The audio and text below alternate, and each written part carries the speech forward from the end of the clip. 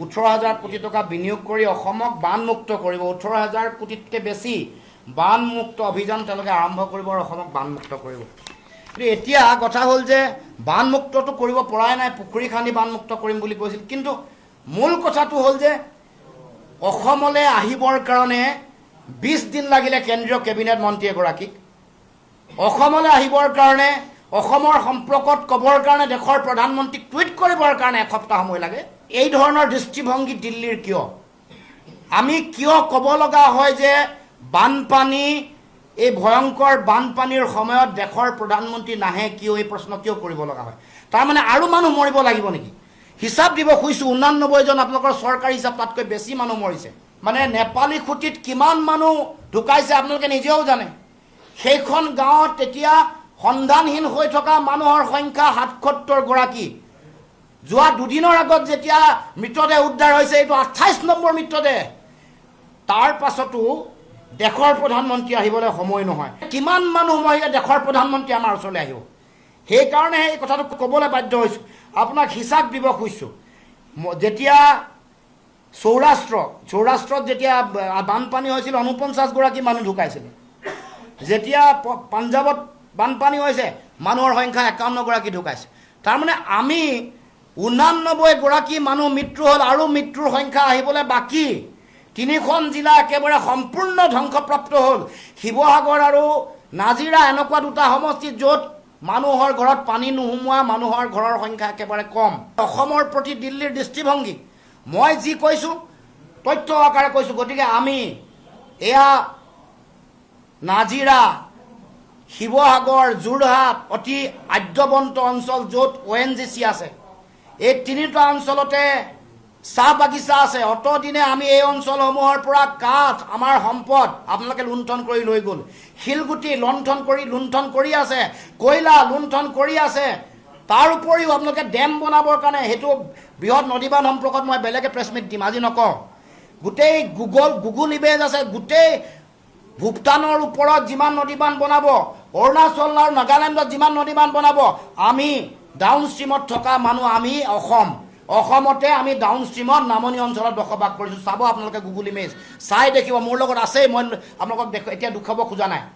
কিমান আমি নামনি অঞ্চলত থকাৰ পাছতো আমাৰ বানপানীক লৈ, এই লুণ্ঠন ৰাজক লৈ কোনো ধৰণৰ চৰকাৰ চিন্তিত। এই বানপানী প্ৰাকৃতিক বানপানী নহয়, মানুহে সৃষ্টি কৰা বানপানী।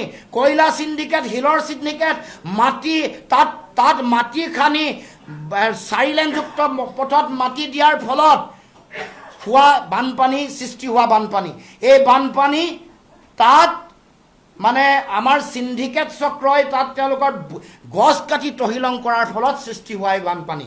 আপুনি দিশৌখন চাব, এখন আগৰ দিশৌ আৰু এখন মাটি কাটি তহিলং কৰাৰ পাছত কয়লা খান্দি, মাটি খান্দি, গছ খান্দি, শিলগুটি খান্দি তহিলং কৰাৰ পাছত এইখন দিশৌৰ উৎসৰ স্থলৰ এইটো এখন ছবি।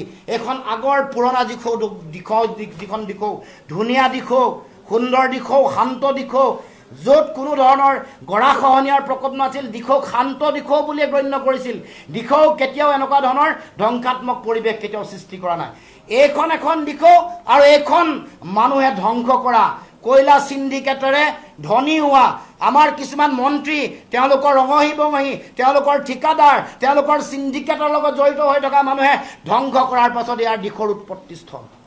এই ঘৰবোৰ, এইবোৰ কয়লা খান্দিবলৈ যোৱা কয়লা চিণ্ডিকেটৰ লগত জড়িত হৈ নীলাবোৰ আপোনালোকে ঘৰ দেখিছে। এইটো এটা গুগল ইমেজ, আপোনালোকেও বিচাৰিলে পাব। এইবোৰ পাব্লিক হয়। এইবোৰ যিমান ঘৰ দেখিছে, এইবোৰ কয়লা চিণ্ডিকেট কৰিবলৈ যোৱা, কয়লা লুণ্ঠন কৰিবলৈ যোৱা। এতিয়া আজি 20টা দিন হ'ল, আজি চৰকাৰী যন্ত্ৰই একো নক'লে, আজিলৈকে নক'লে যে এই গোটেই ভয়ংকৰ পৰিস্থিতিৰ উৎস কি। বানপানীৰ নিচিনাকৈ অহা নাই, চুনামীৰ নিচিনাকৈ মানুহে সৃষ্টি কৰা এই ভয়ংকৰ বানপানীৰ উৎস আৰু কাৰণ কি অসমৰ মুখ্যমন্ত্ৰীয়ে জনাব লাগিব। তালিবাজি কথাৰে আমাক ঠগিব নোৱাৰিব। বেলেগৰ দুখ বেলেগক জাপি দি মূল কাৰণৰ পৰা পলাবলৈ অসমৰ মুখ্যমন্ত্ৰীয়ে নোৱাৰিব, স্পষ্ট কথা। সেইকাৰণে কৈছোঁ, তাৎক্ষণিকভাৱে জনাব লাগে বৃহৎ নদীবান ওপৰত আছেনে নাই। কয়লা খননৰ ফলত পাহাৰ তলত, যিটো ৰাইজে অভিযোগ কৰিছে, তলত মানে ধুন্দা হোৱাৰ কাৰণে, তলত একেবাৰে হেৰি হৈ যোৱাৰ কাৰণে পাহাৰ 50 জেগাত 50 ঠাইতকৈ বেছি পাহাৰ খহিছে য'ত কয়লাৰ খনন হৈছে তাতো খহিছে য'ত কয়লাৰ খনন নাই হোৱা তাতো খহিছে তাৰ কাৰণে ইটোৰ লগত সিটো অঞ্চলৰ সম্পৰ্ক থাকে এটা প্লেট এটা বেল্টৰ ওপৰতে মাটি থাকে যেতিয়া ভাৰসাম্যতা হেৰুৱাই চাৰিফালে হেৰুৱাই এইটো স্বাভাৱিক কথা কয়লা বহন কৰিবৰ কাৰণে নৈৰ ওপৰত কাঠ পেলাই যেতিয়া তেওঁলোকে দলং বনাই লৈছে সেই দলং যেতিয়া হৈ যায় তেওঁলোকৰ কাম হৈ যায় এই নৈৰ ওপৰত যেতিয়া বাটটো বন্ধ হৈ যায় তাৰ পিছত আৰু কয়লা সিন্ডিকেটৰ মানুহে এইটো বাটটো চফা কৰি দিবৰ কাৰণে চিন্তা চৰ্চা নকৰে যাৰ ফলত এটা আৰ্টিফিচিয়েল ৰিজাৰ্ভাৰ সৃষ্টি হৈ তাৰো পিছতো ডিভাষ্টেশ্যন হোৱাৰ কথাও বহুতে আলোচনা কৰিছে আমি কি হয় আমি নাজানো এইটো চৰকাৰে জনাব লাগিব চৰকাৰ মুখ্যমন্ত্ৰীয়ে ক'ব লাগিব কিয় এনেকুৱা ভয়ংকৰ পৰিস্থিতি হৈছে মুখ্যমন্ত্ৰীয়ে কালি ইৰেছপন্সিবল অদায়িত্বশীল মন্তব্য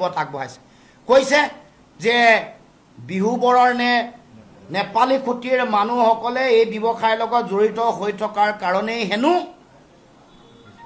তেওঁ কয়লা ব্যৱসায়টো বন্ধ কৰিব খোজা নাই মোৰ প্ৰশ্ন নেপালী খুঁটিৰ মানুহে কয়লা ব্যৱসায় কৰি ধনী হৈছে নেকি নেপালী খুঁটিৰ মানুহে তেওঁলোকে তাত ডায়েৰী ফাৰ্ম আছে মিনিমাম ন্যূনতম 10 গৰাকী মানে 10 জনী জাৰ্চিৰ পৰা গিৰ গাইৰ পৰা আৰম্ভ কৰি 50 জনীলৈকে হাজাৰতকৈ বেছি জাৰ্চি গাই তাত মৰিছে তেওঁলোকে কি কৰিছে তেওঁলোকে সমগ্ৰ শিৱসাগৰ জিলাত গাখীৰ দিয়ে সমগ্ৰ শিৱসাগৰ জিলাত তেওঁলোকে শাক পাচলিৰ যোগান ধৰে আৰু আপুনি তেওঁলোকক বদনামী কৰি দিব খুজিছে মৰাৰ পিছতো আপোনালোকে তেওঁলোকক এৰি দিয়া নাই আপুনি নিজৰ মানে এইটো এনেকুৱা হৈছে নিজৰ পেটৰ বিষ ঢাকিবৰ কাৰণে বেলেগৰ খাদ্যৰ ওপৰত বদনাম দিয়া কাম আৰম্ভ কৰিছে মুখ্যমন্ত্ৰী এইটো উচিত কথা নহয় এইটো নেপালী খুঁটিৰ মানুহকো পোনপটীয়াকৈ আক্ৰমণ কৰিছে এইটো তেওঁলোকক অপমান কৰিছে মৃত্যু উপত্যকাত পৰিণত হোৱাৰ পাছতো নেপালী খুঁটিক তেওঁলোকে ৰেহাই দিয়া নাই মুখ্যমন্ত্ৰীয়ে তাৰ মানে দুখ বেলেগক জাপি দি নিজে উদৰ পুৰাই খোৱাৰ যিটো কথা পাহাৰ ধ্বংস কৰাৰ কথা যিটো পাহাৰ ধ্বংস কৰি কয়লা